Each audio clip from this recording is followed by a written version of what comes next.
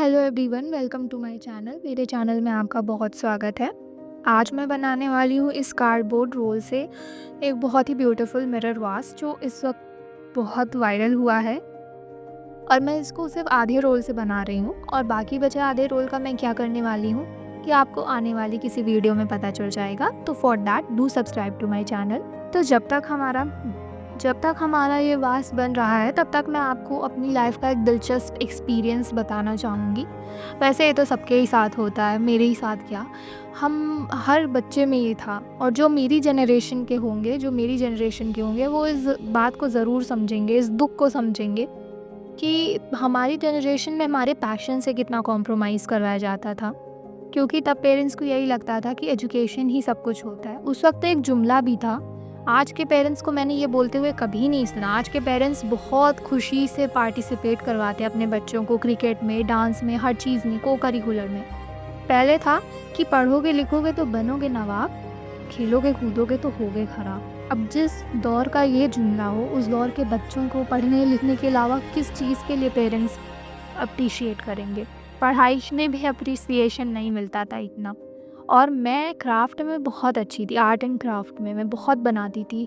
Art हो गया, craft हो गया, बहुत अच्छी जितना एक बच्चे को बनाना आना चाहिए उससे हद ऊपर बना लेती थी, इतना आता था। और शायद मैं उस स्पीड में, उस कंसिस्टेंसी के साथ सीखती रहती तो आज मुझे बहुत चीज़ों का इल्म होता। और इस बात का मुझे बहुत अफसोस ही रहता है, क्योंकि क्या होता था कि बचपन में तो ठीक है, बनाते थे बच्चे तो अच्छा लगता था, हाँ ठीक है, थोड़ा बहुत गाना आता है, थोड़ा बहुत नाचना आता है, थोड़ा बहुत हर चीज़ आती है तो पेरेंट्स को सही लगता है। बट जैसे जैसे बच्चे बड़े होने लगते थे उस दौर में, और वो अगर उनका झुकाव किसी पर्टिकुलर क्रिएटिविटी या क्राफ्ट या किसी एक पैशन, उनका कोई पैशन बन जाता था अदर देन पढ़ाई, तो पेरेंट्स को बड़ी चिंता होने लगती थी। उनको था कि नहीं नहीं, पढ़ाई के अलावा बच्चे कुछ नहीं, सिर्फ पढ़ाई, पढ़ाई से ही जीवन संवरता है, बाकी सबसे तो बस बर्बाद ही होना है। तो मेरे पेरेंट्स को भी ये था, उनके तरफ उनको जुनून था मेरी पढ़ाई का, मुझे जुनून था आर्ट एंड क्राफ्ट का।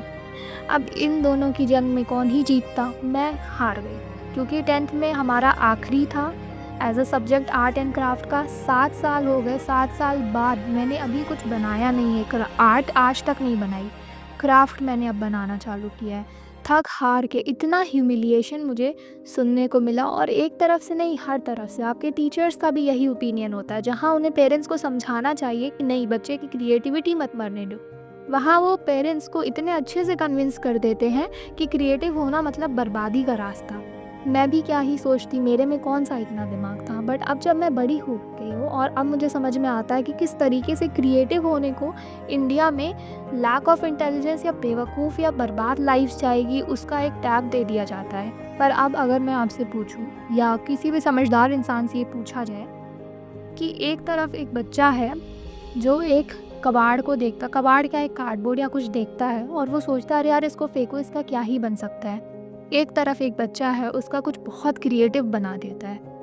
तो ये बताओ इंटेलिजेंस लेवल किसका ज़्यादा है? एक बच्चा जो विजनरी है, आईक्यू ज़रूर उस बच्चे का ज़्यादा, पढ़े लिखे बच्चे, पढ़ने वालों का मैं ही नहीं कहती, जो बच्चे ज़्यादा पढ़ते हैं आर्ट एंड क्राफ्ट की तरफ उनका मतलब झुकाव नहीं है, वो बेवकूफ़ हैं, भोंदू हैं, ऐसा कुछ नहीं मैं कह रही हूँ। लेकिन जिस बच्चे का है वो भी भोंदू नहीं है, वो इंटेलिजेंट है, उसको पूरी नॉलेज है चीज़ों की, वो एक ऐसा विजनरी बच्चा है जो creativity is equal to intelligence मेरे हिसाब से।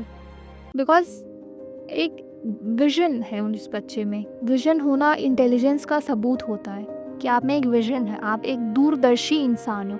और मुझे लगता है हर स्कूल में क्राफ्ट एंड ऑल होना चाहिए, एज़ अ को करिकुलर होना चाहिए, और उसको एप्रिशिएट भी करना चाहिए कि ये अच्छी चीज़ है। स्पोर्ट्स हर बच्चे को, हमारे दौर के हर बच्चे को उसका पैशन छुड़वाया ही गया है। आज के बच्चों को ज़रूर कहना चाहूँगी कि अगर आपके पेरेंट्स सोचते हैं ना कि आप कॉम्प्रोमाइज़ करें, कॉम्प्रोमाइज़ मत करो, क्योंकि एक टाइम के बाद इंसान अपने लिए स्टैंड तो लेने ही लग जाता है।